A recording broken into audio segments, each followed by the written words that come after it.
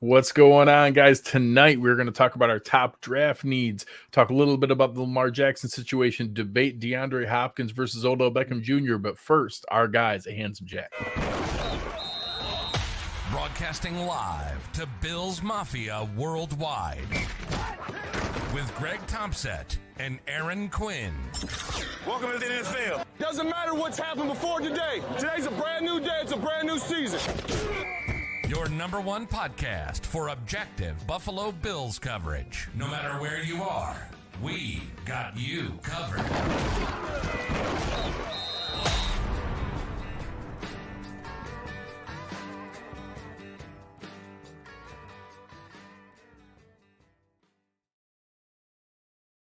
Good evening and welcome to the Cover One Buffalo podcast. You are joining your host, Greg Tompsett, along with my partner in crime, Aaron Quinn. Aaron, how we doing? Yo, Greg, did it snow today in Cleveland? Because it's did. snowing in Western New York today. I legit had snow coming down. It didn't stick, obviously, but yeah, it was sticky. It was coming down from the sky, which is depressing. Wow, there was like 50 degrees this afternoon and sunny, and then all of a sudden at like 4 o'clock, just snowing and cold and windy. March, the worst, absolute worst. Like we then had like kind of weirdly sunny, kind of nice afterwards, yeah. But it just super weird, super weird. I don't like it. Yeah. Other than that, good Yeah, to be here. Good to talk to you. A couple signings, some Bills news. Yeah. It never stops, dude. We never get a break. There is no off season. So obviously last week I was traveling, so you guys missed us on Wednesday night, but Aaron was gracious enough to come hang out on my new show on Friday night, the Greg Tompsett Sports Show. We had a lot of fun there. And now we're back a little bit on a more normal schedule, and we're kind of in that weird in-between world where free agency is kind of wrapping up. Like you said, we got a couple signings we're going to talk about here in a minute, but now we're really starting to transition into draft mode, and we're starting to get ready for, that phase of, okay, now how do we start to look at what we did with free agency? Because, rightfully smart teams, you should fill your holes with free agency, and it should set you up for the draft to be able to mostly go best player available, but there's always some top needs left. So we'll talk about that. And, it's that weird phase. So tonight we'll talk about that. Next week, we'll get into our first mock draft. And, for me, this is where I really start to dive in. I really start to do most of my draft work from here forward.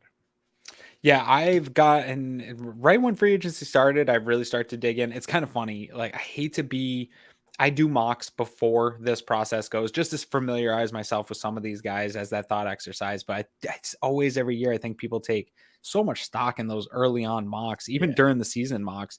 So much changes. So many guys are going to come up and go. But really what's going to change the most is the team needs are going to fill. A month ago, we were really looking at safeties in those first couple of rounds, wasting a lot of time looking at first, second round safeties. Now, because of something we're going to talk about here in a little bit, that was a lot of work that I wasted time on already. That's the thing about draft season is there's no more season part of the year where you're wasting more time on things that are just not going to pan out your way. But you're right. Now's the time to really, some of that work you've done in familiarizing yourself with certain prospects, certain guys that Bills fans are familiar with, from guys like Eric Turner and Anthony Prohaska saying, hey, these are Bills types fits. Now you're really refining it to the actual needs and the positional needs of the team. And that's really what is good now. And it's still trickling in here a little bit, but I think we can get a good sense of where the big holes are and what they're going to be leaning towards. Yeah. So before we get into some of that, Bills news, there's some interesting things that have taken place here. What is your sense on this Lamar Jackson situation? I put out a tweet that I'll talk about here in a moment, but it's a little weird that there hasn't been any visits, any traction, any discussion. And that leads me to where my tweet was. But what's your sense on how we just haven't seen anything so far? Well, I missed the tweet, so I want to see it in case I trip up over. Do you have it pulled up, real? Let me see if I can find it. But my message was that I don't expect anything until after the draft, and that I think that actually makes sense. I wasn't expecting it. It's what I would have done from the beginning if I was running a team, in that I wouldn't want to give up a draft pick for the crappy team I had last year. I would want to give up a draft pick that was impacted by the standings of having Lamar Jackson on my team, especially if I'm Atlanta, if I'm Indianapolis. So I would expect those teams to go through the NFL draft and then to make their offers to Lamar Jackson. So that part I think kind of makes sense, but I also expected there to maybe be enough the supply versus demand interest that it would have also pushed it earlier. So I can't believe it's been nothing. There's a weird part of the process going on. I think that a sneaky part of this is obviously him not having his own agent, and whether or not it's real or not. I support the idea of players having the power themselves to negotiate these things. I think in the ideology of it, I appreciate the intent of it. I think is noble. I do like it, but I think there is a disadvantage in the league and the way that the league is set up. And I think that there's people in play that want to maintain that disadvantage and take advantage of the structures that are in place and the legacy things that are in place, like access to the media and being able to control the narrative about your free agency and how fans think of you. The owners and agents kind of want that structure to stay in place. And so Lamar Jackson doing this is very disruptive to that. So there's you're right. I don't want to insinuate there's some conspiracy against Lamar Jackson or blackballing him of any kind, but I do think that there's things in place that not having your own agent in a situation like this doesn't work to your advantage, where the league and the other teams can really control the narrative. We didn't even hear about this trade request until like a week later, right? Like that he made this trade request official. If he would have had an agent, that they would have been out ahead of that narrative. They would have just been smart to the game of how the media plays. So I think it's a little bit messier than it normally would be because of his decision to do that. And then the sticking point of his to go all in on getting this guaranteed money. Again, I think it's a noble pursuit. I want players to go out and get paid. Sure. I think this is a great thing to do. I think teams are pissed at what Cleveland did with Deshaun Watson. They don't want more teams to take on that money. And no one wants to be the team that shows up at the owners meeting next year taking on this contract and setting that bar for other deals. I think that's another sticking point to this that just makes it so sloppy right now. They've already shown once that one can be an anomaly. It happened with, Kirk Cousins, and he got 3 years fully guaranteed from Minnesota because he played the game. He went through the pieces of franchise tag, open market, and played the game. It was short, and then nobody did it. That was back in 2017. And then it went all the way until getting to Deshaun Watson, and obviously all the baggage that he had along with that.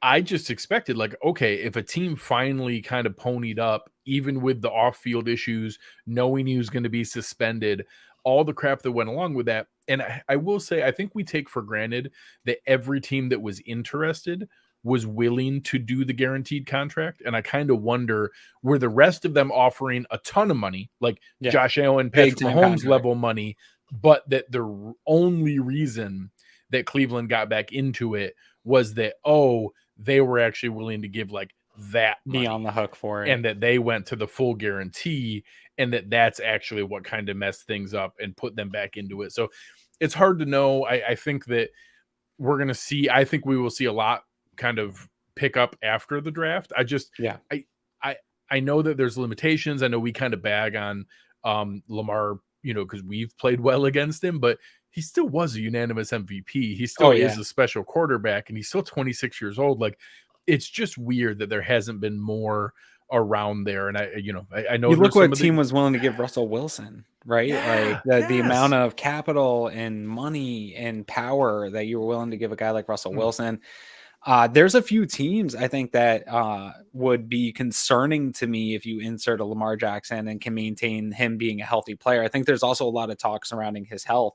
Some of that is how he was used in Baltimore. I think if you get him with a guy that's not going to run him into the ground and can maybe allow him to be that extending playmaker that he can be, you put him with Pat Moran. I was on his show this week. We were talking about this situation. He brought up the Lions as a great destination with all that young talent, a good defense. I'm glad the Jets have claimed to be out on him and all the way in on Aaron Rodgers. Like, I think that would be a plus move for them to go to Lamar Jackson over an Aaron Rodgers. Just, you have the youth. He's already had one of the most historical seasons as a quarterback ever. I don't want him showing up to a good roster. I'm not the interested AFC. in him going to Miami and Miami, giving Mike McDaniel, oh. Lamar with the speed that they already have Honestly, with Jalen Waddle and Tyreek it would be Hill. I have really no annoying. interest. People joke around about him going to New England, maybe, and they can finally run that wishbone stuff. I don't want that situation where Bill Belichick finally All gets the the way QB good. of his dreams. All the way good. I think the Bills would still beat that team, but I don't want that pest of a Lamar Jackson having to deal with that all the time. So I'm surprised because of how we're talking about him too.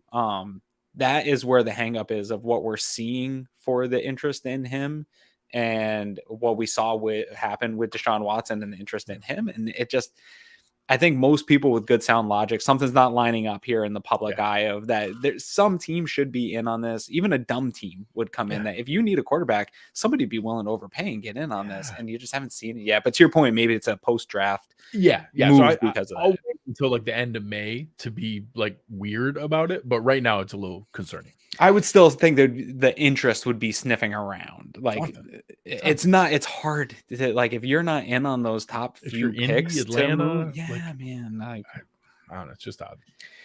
So one of the other topics that has, sucked all the oxygen out of the room over the past little bit here has been the DeAndre Hopkins rumors. So obviously we've now seen that tamp down a little bit. We saw, obviously our man, Tim Graham, we both love and respect Tim greatly. He put out the tweet saying that, barring significant development, the Buffalo Bills will not be trading for DeAndre Hopkins. I push back a little bit in that I think he was that's factual. I think that's factual. That right now the Arizona Cardinals are asking for too much. And if that doesn't change, the Bills are not going to trade for him. Well, that's true. But if that doesn't change, no one's going to trade for him. And I think that I believe more strongly that historically cheap Cardinals owner Bill Bidwell is not going to pay him $19.45 million in a knowingly losing season. Yeah. And that he's going to trade him, which means that price is going to come down, which means significant developments are going to arise. And then I think the Bills are on not guaranteed, maybe not even the leader in the clubhouse. Maybe they are, but I don't think there are any guarantee to it that they'd be one of the 6 to 8 teams that would be in the market for it. But we also heard Brandon Beane on his own bring up Odell Beckham Jr. as another name. What is your sense now between now and the draft? Because I do think that if something happens, it would be DeAndre Hopkins getting moved before the draft. Where do you balance that in maybe our discussion later on, right here, Jeffrey saying draft Zay Flowers, draft need of wide receiver, signing Odell Beckham Jr., working out a deal for a mid-round pick for DeAndre Hopkins? Yeah, I think Brandon Beane right now is in the driver's seat of this sort of game that he's playing with these wide receivers and whether or not it's in the draft or getting one of these veterans. I've been on the stance that I think you're fine right now. That if you stay put, you probably should draft somebody just to fill the room and continue maintaining the room. But the starters, if I can guarantee this starting group healthy throughout an entire season, I like where that room's at. It's when you start to get hurt, guys get dinged up, where I would like a little bit more depth here. If that depth came in a true number 2 in DeAndre Hopkins, that's even better, right? I think Brandon Beane's in a position where I don't discredit what Tim's saying, and I believe that it's true. In that, I think what was trying to get out there for messaging is that a lot came out right away that this was happening. People were like, okay, this is going to happen any day now. And I think it was more of a pump the brakes, like Arizona's being totally unreasonable, which I think was information we knew, we were hearing. We saw that reports about that it wasn't an accident that both the Bills and the Chiefs had plugged in reporters, put it out there at roughly the same time that, hey, no trade's happening. Those guys are crazy. Yeah, they're just being unreasonable.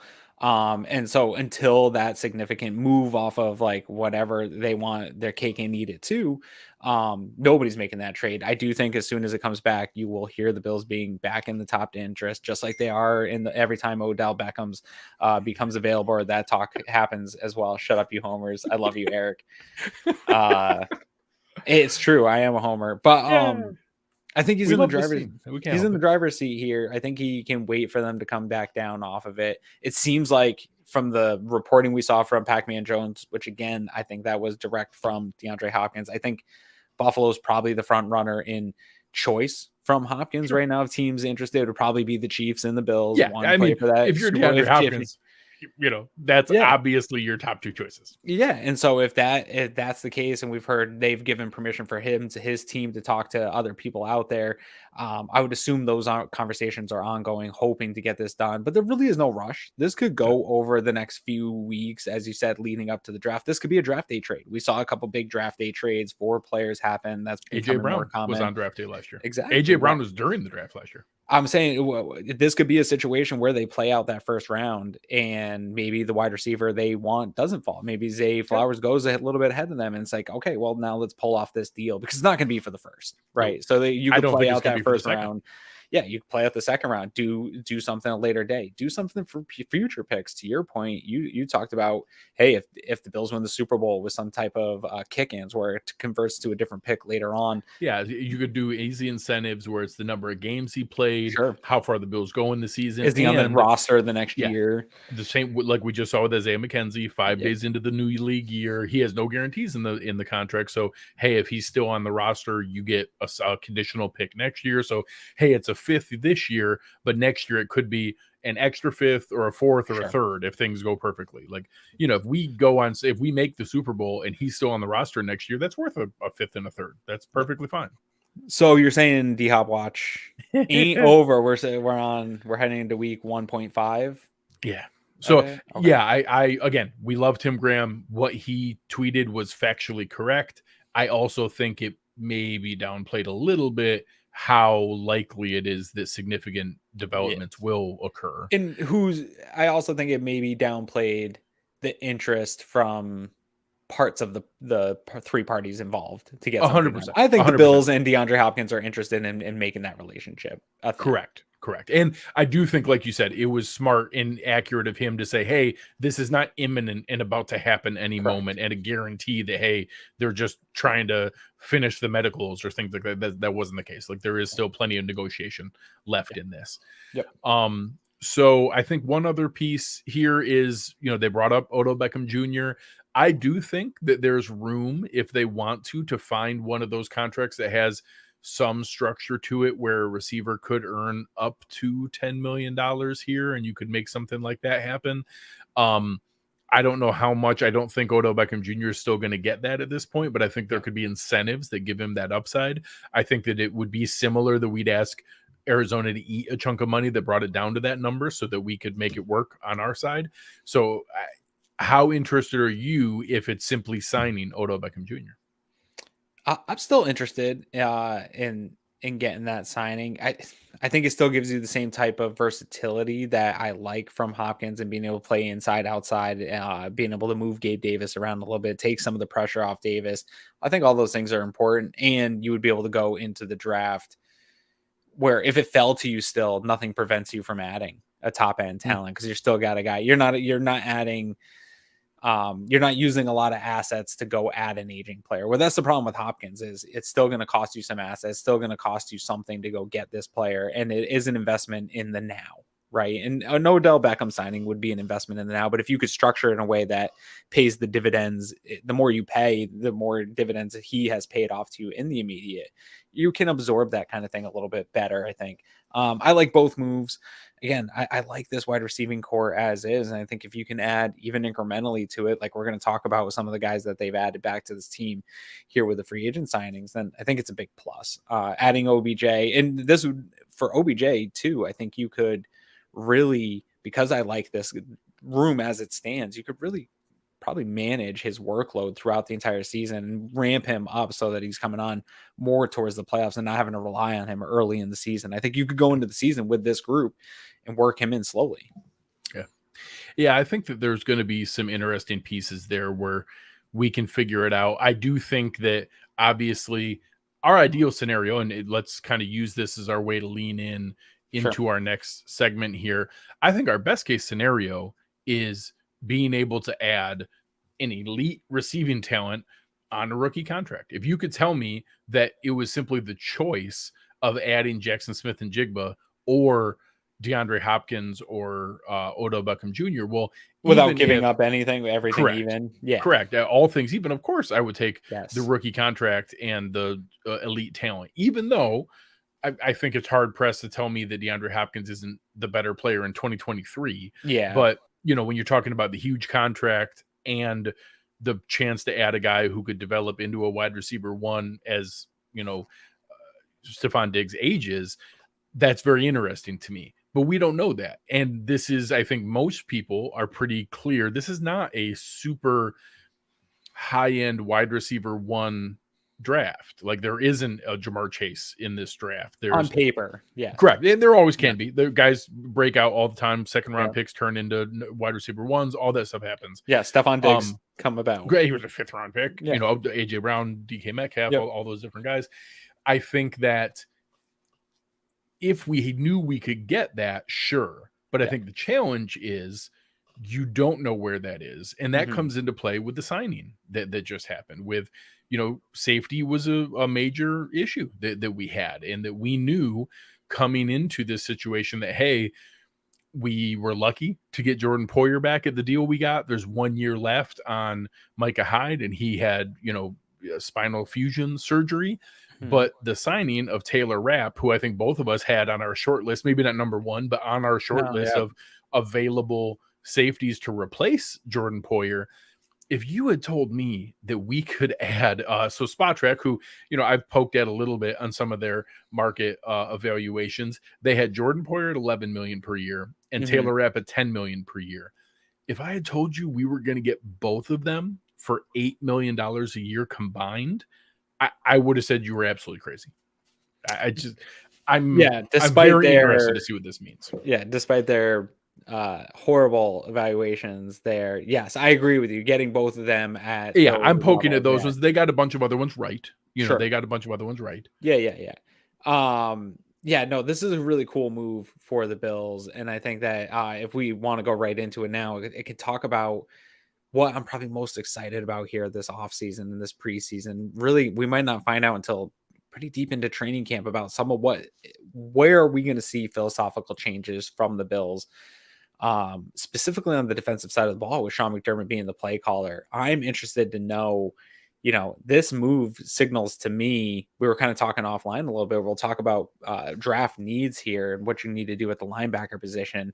And this sort of signals to me that maybe there is going to be a change in going a little smaller on that back end, maybe finally getting your thick dime that you've been wanting for, or going with just having more DBs on the field, having lighter linebackers on the field, guys that are more specialized to bring different types of pressures, to have different types of looks of guys that can do similar things, insert themselves in different ways. You don't know who's rushing, be a little more exotic in that way, in an aggressive way versus the exotic, more conservative shells and exotic form like that.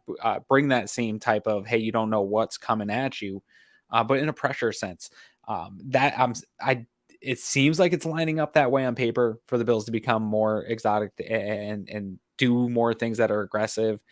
I'm interested to find out if it was Leslie Frazier was the conservative governor on the defense, or if it is Sean McDermott, because it seems like it's lining up to be more aggressive, but we'll find out real quick if he's going to run it that way or not. Yeah, and I think the flexibility of having a guy like Taylor Rapp, who I do think is a liability in coverage. I don't think he's some super scheme diverse guy that you can drop back and he can replace Micah Hyde. But having the opportunity where he's better than an AJ Klein in coverage, he's better than your average on-ball or off-ball linebacker in coverage, and he's as good as many of them. I know Anthony Prohaska from Disguised Coverage put out a bunch of really good stats on his missed tackle percentage, a lot of his film of what a sound, consistently good tackler he is, and having a guy like him who can be a pseudo dime linebacker where you can have him in as a third safety, TP here is spot on. Having that flexibility, it doesn't mean we're pivoting to that as a new base defense. It doesn't mean that all of a sudden Taylor Rapp's coming in here to play all the time, but having him in that role as that overhang as the other guy opposite Taron Johnson is a nice flexibility in pass coverage situations. He's a great blitzer. He's good in the box. He can come up and tackle, but he can also cover in that space, and having that flexibility as just another card to play. Again, I think some people took some of those comments out of context of like, oh, well, yeah, but how's that going to hold up against the run? Well, who the hell's running dime against run downs? I'm talking about when it's 3rd and 8. If somebody wants to run on 3rd and 8, God bless them. And Taylor Rapp is still good in run support, and the cornerbacks are pretty good in run support too. Walk with me down a vision that I have in my brain. So I know you want the dime thing, the thick dime. I'm thinking of him more as like a double nickel. I think of him as like a little bit bigger, a little more athletic Taron Johnson. I think he can do the same coverage type of things that Taron can do.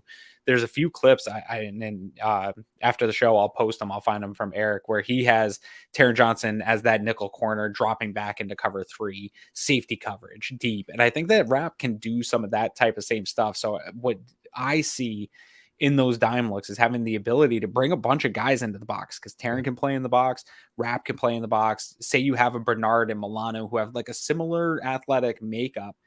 Now you have two sort of back ends here in the middle of your defense. You could bring all those guys up to the line, and any one of them can drop into coverage and do well in coverage. And any one of them are really good blitzers and come on the blitz. You don't know what 4 of those guys with a group with somebody else are coming. That is the type of stuff that intrigues me, of having sort of mirrored looks on the defense, but one's still clearly a linebacker, one is still a hybrid safety corner, but it is almost a mirrored edge of your defense coming at you.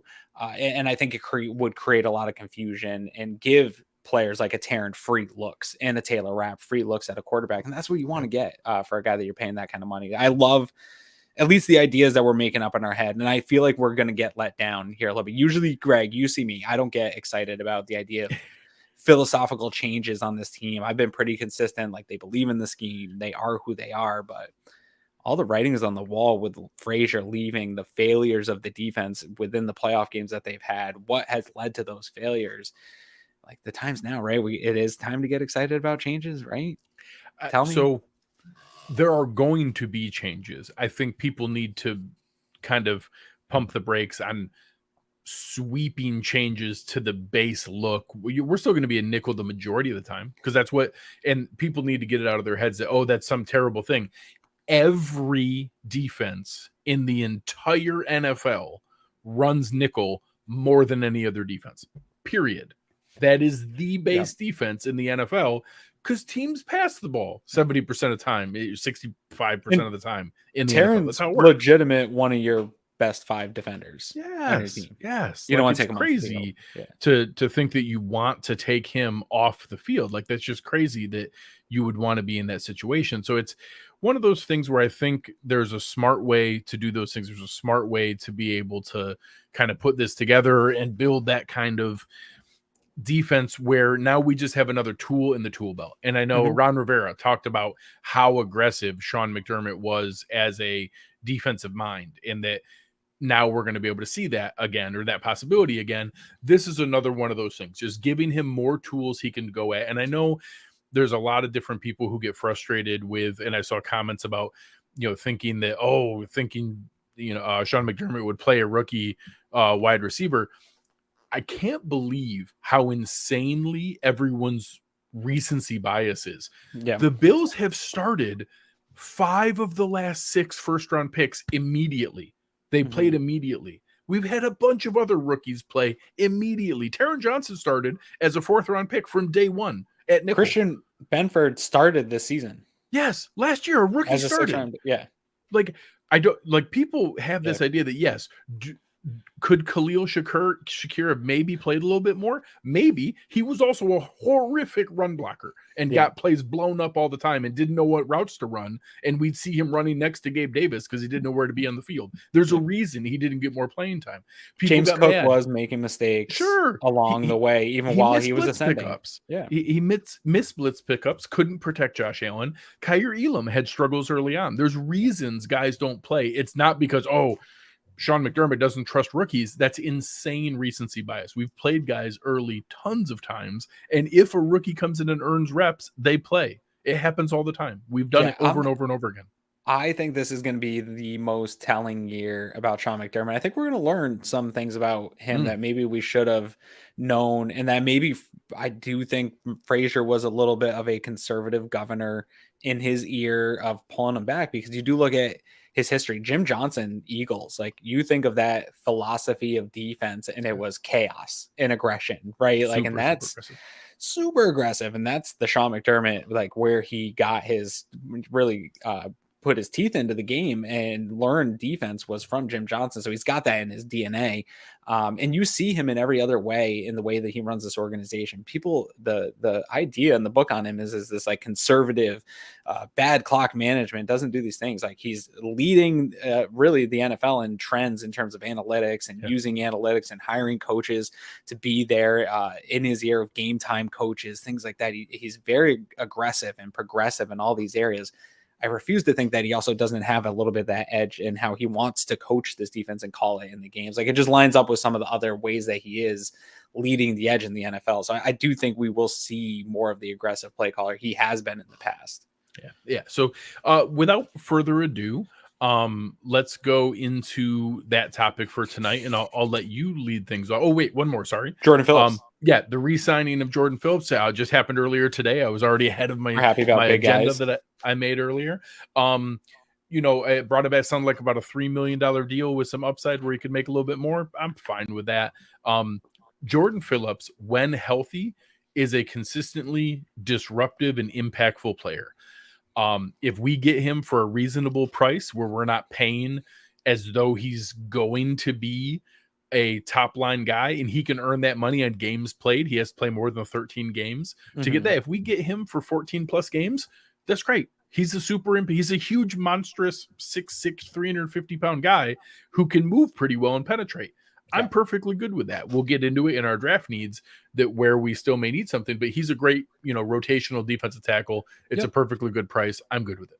Yeah, I think part of the solution of a rotation, I was much more comfortable with a run it back scenario this offseason than most anyway, which included bringing him back. So it reinforces some of what you need to go into the draft with. It's just like they're doing at all these other positions. This one's a little easier because you can slip him right in.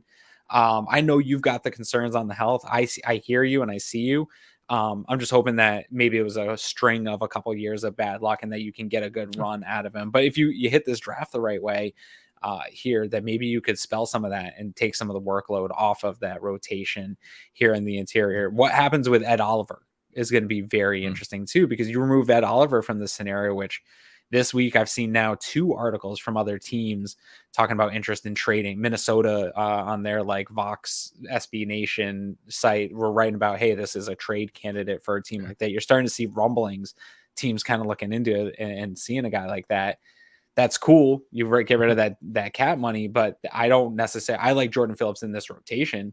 I don't like Jordan Phillips all of a sudden becoming starting 3 tech and having to rely on him for an entire season. So that would change. Maybe this conversation we're about to have about draft needs is what ends up happening with Ed Oliver. But as it stands right now, recording this podcast, Ed Oliver being on the team, I like that rotation with those guys. Yeah. So we'll see where that goes. I mean, I brought up trading Ed Oliver a bunch of times. So, we'll see where it goes. Eric here asking, does that $3 million affect the comp pick formula? It doesn't, because he was a Bills free agent. In theory, I mean, if he had have signed with another team for $3 million, we could have maybe gotten like a 7th round pick or something like that, or would have given us cushion to sign a different guy. But us signing him does not affect our 3rd round pick for Tremaine Edmonds, which is the part that genuinely matters. Yep. All right. So now I don't think I forgot any other news of where those things are. And Douglas here joking, one of Jordan Phillips' best highlights last year was blowing up Matthew Stafford by smoking David Edwards in the Rams game. So in practice, that's going to be a little. Don't check that David Edwards PFF grade on that game. Yeah, correct. That was not. It was not a good night for him. So now we've signed Connor McGovern, Deonte Harty, Damien Harris, Trent Sherfield, Taylor Rapp. We brought back Jordan Phillips and Jordan Poyer. Signed David Edwards, signed David Quessenberry. A lot of kind of, check the box kind of signings. Not a ton of, home run signings, but we added some starters, gave ourselves some coverage. I was going to say a couple check the box plus. Yeah. We talked about that before. Right? So, we upgraded better than Isaiah McKenzie, better than Jake Kumro, better than Roger Saffold. We've made, better for the role for Devin Singletary. Sure. We check those boxes. I'll let you lead it off here with what's remaining here. What is your top draft need? Yeah, I mean, biggest gaping hole in terms of, it depends on your philosophy of this team, but for me it's got to be linebacker, right? Like the hole of Tremaine Edmonds is big. The role of that is big. At least on paper appears to be a big, massive drop off, right? Like I don't know that anyone in the fan base, even me, who probably is more comfortable with the idea of the guys they have on the roster, using them this year and kind of hiding them within this defense and using some of their strengths to hide some of their weaknesses. I can sign on. I can see the vision. But most people, I don't think, believe in a Terrell Bernard playing anything or Tyrell Dotson playing any significant role in this defense. So I think fan base wise, and just on paper, when you look at this roster and the depth chart, linebacker to me makes the absolute most sense to be the number one hole. But I have a couple others too. But what's your number one? So I'm torn because from a need standpoint, I think it's hard to argue. I think it's hard to argue that the biggest hole isn't linebacker, because right now it would be, Terrell Dotson versus Terrell Bernard, maybe an outside shot of Balin Spector. A little sprinkle of Spector. I don't think that's it. Obviously, we talked about Taylor Rapp taking some reps at dime linebacker, that kind of thing. I also don't know that this is some rock solid linebacker class, and that there's no top 10, top 20 guy in this class. Right. Obviously we'll probably talk about Jack Campbell. People seem to like him. He was the Buckus Award winner, kind of blew up the combine. Mm-hmm. But I've seen, some places have him ranked in the 20s. Some people have him ranked in the 80s. Like there's a wide range on where he is. There's people like Trent Simpson. There's people who like other guys that are around in those spots. So I still think that the risk of not seeing a year 3 leap from Spencer Brown is a significant risk. And I would still love to see a Darnell Wright or, one of those tackles fall to that spot that could come in and just be a rock solid plug and play guy that turns Spencer Brown into a really high end swing tackle, or a guy who can compete at other spots. The guy that we played a ton, you look at how many snaps Bobby Hart got last year. I'd love to have Spencer Brown getting 150 or 200 snaps in those kind of spots. I still think, protect Josh Allen is that number one spot for me. So I'm a debate with the need for middle linebacker, my desire for a wide receiver, and how much I want to protect Josh Allen. But I think I would put offensive tackle and offensive line right there as just barely as my 1A, 1B, 1C in their tier of their own. I want those 3 up there. I want offensive line, and I think I have it slightly ahead of linebacker and wide receiver. My issue that I'm struggling with is where I'm giving weight to what things and trying to make sense of it. So I'll explain that a little bit more here. I think this is not a very good linebacker class. This is not a spot that I want to go look for my middle linebacker to run my franchise. I'm all in on Jack Campbell or nothing else. I think these ideas I really am. From what I've seen, I haven't been deep enough into this linebacker class to see if there's any gems. But a lot of the guys that I'm seeing and hearing, to me, when I look into them, they don't seem like fits for middle linebackers in this defense, I love Dion Henley when I was at the Senior Bowl, former wide receiver, but he's smaller than Matt Milano. Yeah, just I'm not seeing a lot of fits for what I think the Bills might be wanting, and Campbell checks a lot of those boxes. And so for me, it's there or bust. And I'm stuck in a weird spot of not knowing where his true value is in the NFL. So I'm stuck to sort of the mock draft world that I live in. And he's in a weird spot of it would be a reach, but you're probably not going to get him if you wait till the second. So I'm kind of weighing that, hey, if you're going to miss on linebacker here, which it looks like they have in free agency, and you want to address it, I think you have to go early and give it a reach. And I can play that game a little bit in my head because I actually like the tackle class quite a bit. Actually, there's a number of people that I like. And again, in this mock world that I live in the exercises that I do, it plays out pretty nice. If I wait on a tackle position, I can get somebody in the second, third round. Bergeron seems to always be there for me in the second round. I like that move. I would love to walk away with a linebacker, Jack Campbell and Matt Bergeron. But sign me up every single day of the week, right? Like, But unfortunately, the actual NFL draft is not going to operate in a mock draft world. It's not going to play out how this is. But those are sort of the exercises I'm doing in my head of, I agree with what you're saying, Greg. Spencer Brown terrifies me, and I don't believe he's going to take that leap. I think they're going to have to address this going forward. I'm scared how invested Brandon Beane seems to be into him working. It reminds me of Cody Ford. I think he might be hanging on too long to his asset there. Yeah. I'll call that out, but I won't be mad if they address it. If one of these bigger names falls, I think Darnell Wright's going to be off the board before the Bills. I think a lot of the guys I like the most will be off the board. If any of them fall, man, I would not want to be in that room. If Jack can't, like, you have a linebacker chance and you're talking with Sean McDermott about filling that linebacker spot or running up there for Darnell Wright and fixing right tackle once and for all and protecting Josh Allen, man, those are tough decisions to make. And so I think you bring up a really great point, and I would love to be in a war room with you arguing that on draft day. So with the point that we're at now, how would you feel if they mixed in with Terrell Bernard, a Zach Cunningham, or a Deion Jones? Would that be enough of a Band-Aid for you to feel comfortable maybe bumping linebacker off the list or down to a day 3 pick?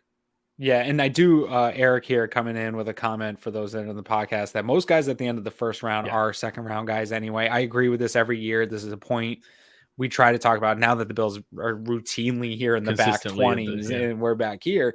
This conversation comes up all the time with running back and the value on running back in the first round. And I'm always constantly saying, like, most of these NFL teams maybe have 20 something first round grades on any of the given guys. So you really are sort of in this second round range anyway for this first pick. But I'm sorry, I read that comment. You were saying if we're adding in a Deion Jones or a Cunningham, those are the kind of guys available right now. Is a Zach Cunningham, a Deion Jones. Those are guys who would likely push Bernard or Dodson for that spot. They would likely take that. They're now at the point where, hey, they're probably looking to just sign anywhere that they can get enough snaps to get a contract the next year. Sure.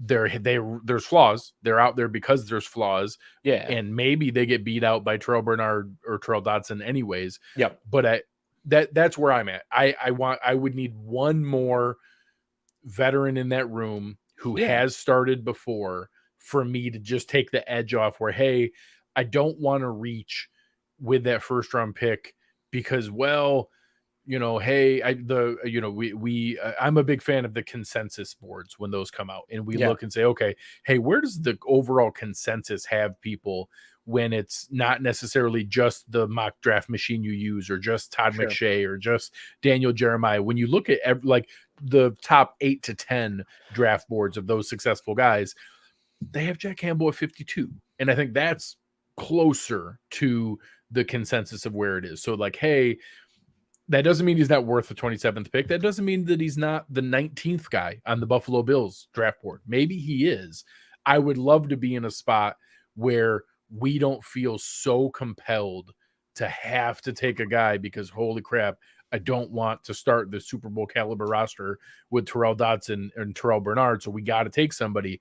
And for me, a Zach Cunningham or Deion Jones would do that. And I just need them to get down to their price to where, hey, here's your $1.77 million contract. Come on in, take the snaps to where you can make this happen, and we'll figure it out later. I honestly won't be shocked if those are already conversations that Brandon Beane has in place for post-draft stuff, where it's like, hey, let us see how the draft plays out. And if it doesn't work in our favor and we don't land a guy like this, we'll be on the phone with you immediately. You'll be, right. And what's that? I want Puda Ford's belly in a Bills roster so bad. Yeah, he's the guy that, hey, give us through the draft May 2nd. We'd love to sign you. It won't ding our compensatory pick formula. And then we'll see you then. I think there's a lot of those conversations at this point in free agency of like, okay, hey, we're kind of standing pat. We're going to see what happens here. The rest of this, we'll give you a call. And I think the Bills being a good team gives them that leeway and position to be able to do that. Right. Because if you're in a position where you're looking for a team, you really want to get on a good one. So if it's the Chiefs or the Bills or one of these teams that are in a top spot, you're going to take, okay, I'll wait an extra couple of weeks for them to come around. Yeah.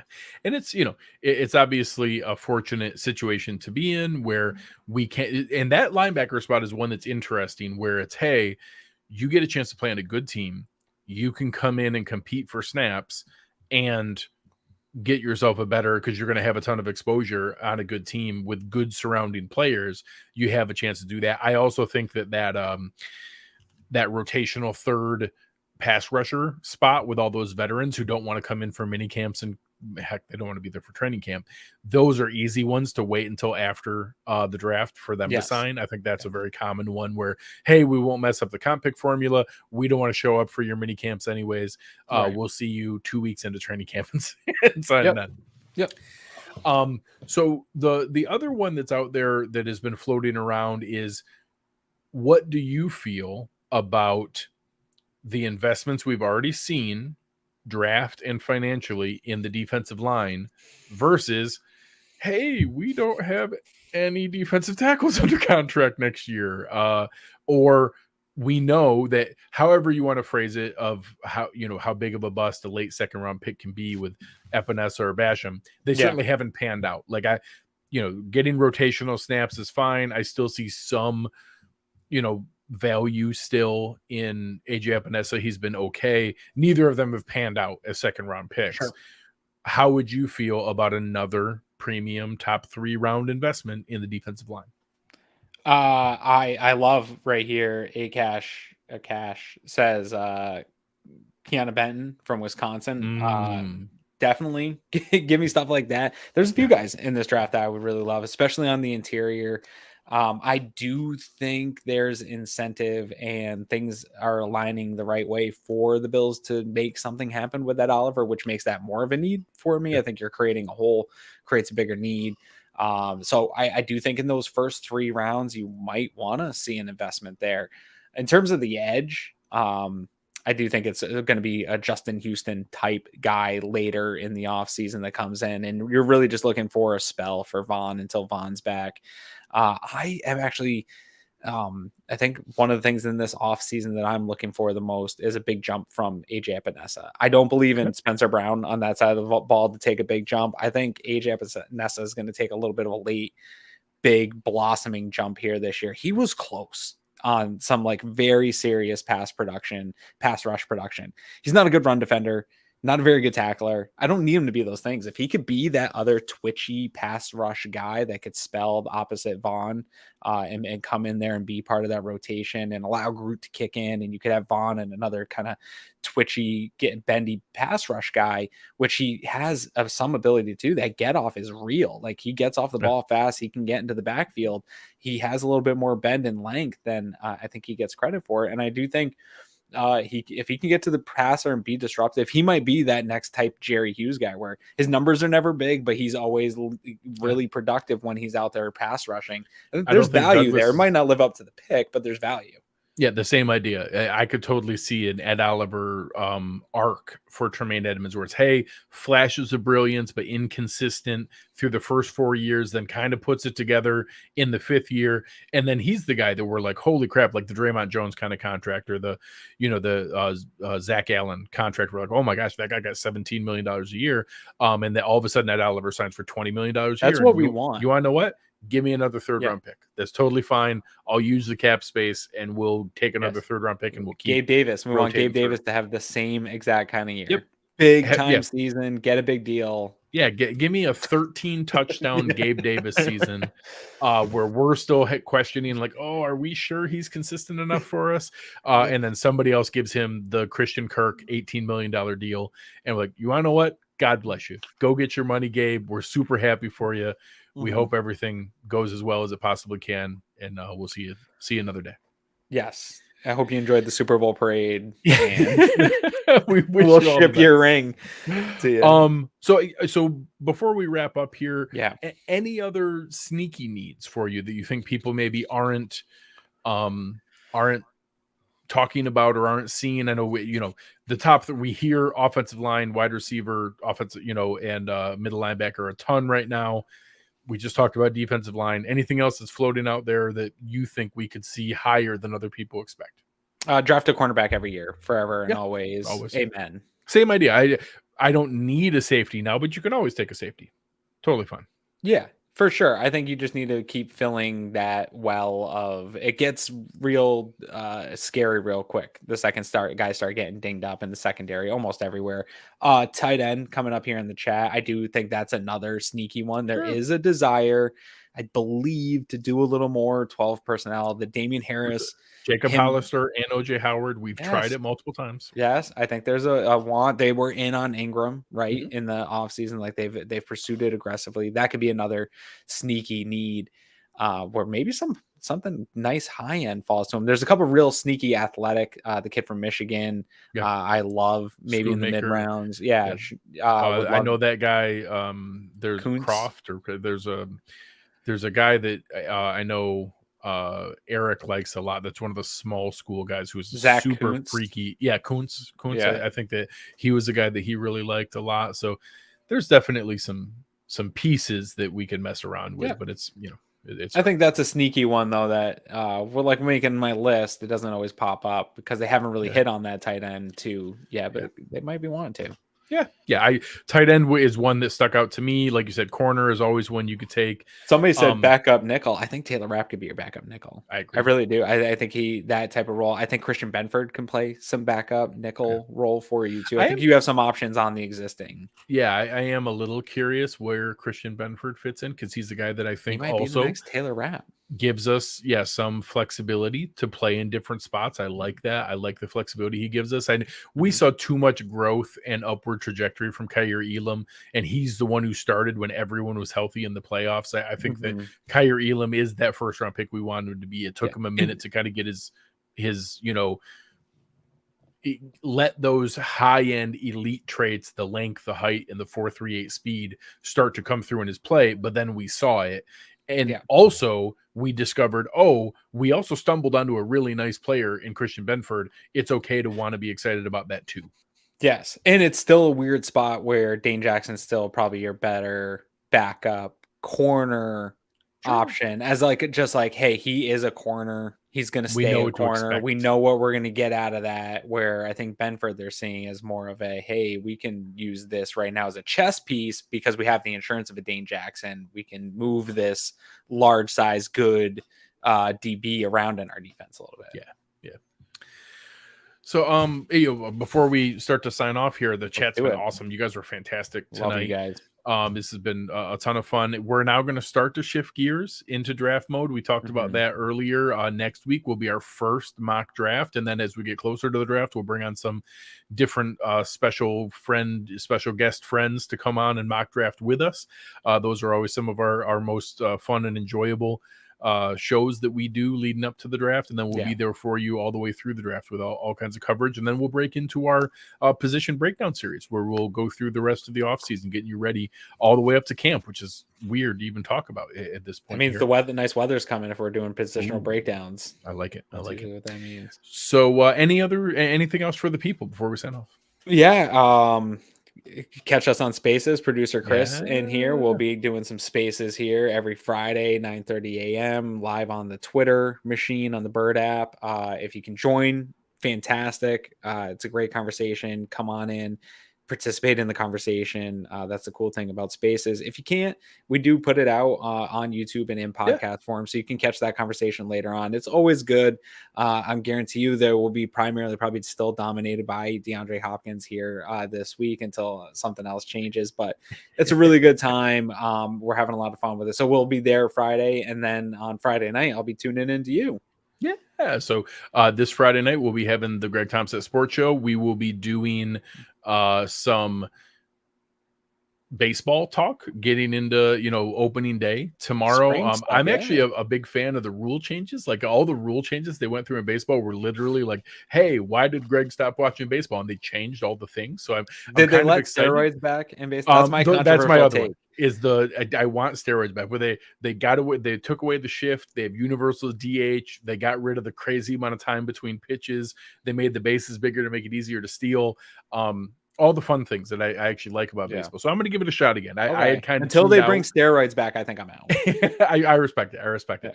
But we've been having a ton of fun. We had some awesome guys on for March Madness. We've done some overall NFL talk and all kinds of fun stuff. So we'll continue to do that. Maybe we'll have you on when it gets time for NBA playoffs. We'll get ready for some fun NBA talk when I want to come on for the Masters and just talk.